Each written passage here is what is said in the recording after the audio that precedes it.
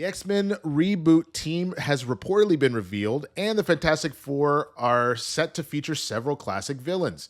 This is from comic book movie writer Josh Wildling, who writes, "When the news broke that Disney had acquired 20th Century Fox, comic book fans immediately started getting excited. After all, it meant Marvel Studios had finally regained the rights to the X-Men and Fantastic Four franchise. Fox never managed to figure out Marvel's first family, and while its early mutant movies received deserved critical acclaim, that franchise quickly started going downhill with the odd win here or there like Logan and Deadpool. Fantastic Four reboot arrives in theaters next year, and judging by the early concept art, the plan is for them to hail from a reality other than the Earth 616.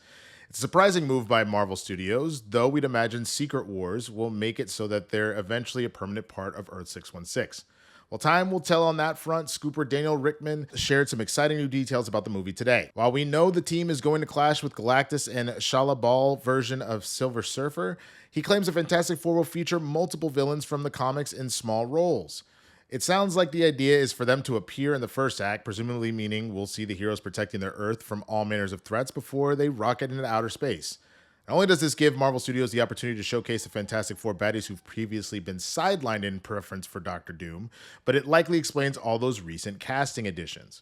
As for the X-Men, we've seen mutants slowly being seeded throughout the MCU in recent years, Namor and Miss Marvel being confirmed to have mutations, while the Marvels took things one step further and introduced an alternate reality Beast. Michael Leslie was recently tapped to pen the X-Men reboot screenplay, and according to Rickman, his pitch to Marvel Studios included the same characters as the roster showcased in X-Men 97. If correct, this means we can expect the MCU teams to be made up of Cyclops, Jean Grey, Wolverine, Beast, Storm, Rogue, and Gambit, with Morph, Jubilee, Sunspot, and Bishop also potentially on the table. The sort of synergy makes sense, particularly in the wake of X-Men 97's success. An upcoming comic book relaunch will also feature a similar iteration of the animated team, so these may well be the mutants Kevin Feige wants to focus on. All right, I love everything about what I'm hearing from this. Let's start with the X-Men situation. I think that is a brilliant marketing move. If that already wasn't what you were trying to do, I think you see what X-Men 97 did. You see the new X-Men fans you've brought into the fold, let alone the OGs who have been geeking out, myself included, for the past couple of months. I think that is just smart. That's a through line. I think one of the things that I didn't love about the first X-Men film, the very first one from 2000, obviously you got a core group of Jean Grey, Cyclops, Wolverine, Storm, the Professor, obviously, and then Rogue, but Rogue pre-taking Miss Marvel's powers, or Captain Marvel's powers, that being probably something that they just didn't have the rights to, so that would have been too hard to do that in the first place.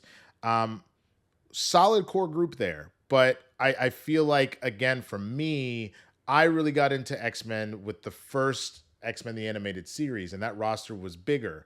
And on top of that, there were just mainstays like Gambit, for example, who not seeing him just like really sucked. Now, obviously, the roster opened up over the course of the next few films, but, you know, I think if you're really going to get people geeked out and you're trying to have the MCU start on the right foot, if you have already found folks who are falling in love with the team that you set up in this mega hit of a show, it only makes sense to do the same thing with this revival.